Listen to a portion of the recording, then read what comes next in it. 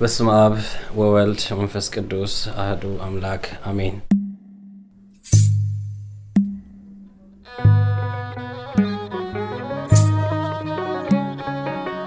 ሞትና ሕይወት በምላስ እጅ ናቸው፣ የሚወዷቸውም ፍሬዋን ይበላሉ። ሚስት ያገኘ በረከትን አገኘ፣ ከእግዚአብሔርም ሞገስን ይቀበላል። ድሃ በትህትና እየለመነ ይናገራል፣ ባለጠጋ ግን በድፍረት ይመለሳል።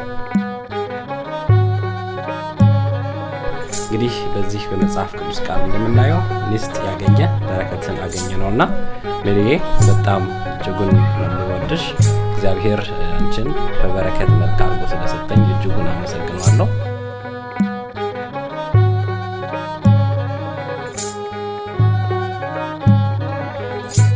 ቀሪ ዘመኔን ሁሉ አንቺ ጋር በሰላም በፍቅር በደስታ እንደምኖርም እንደ እግዚአብሔር ፈቃድ እተማመናለሁ። እጅጉን ወድሻለሁኝ።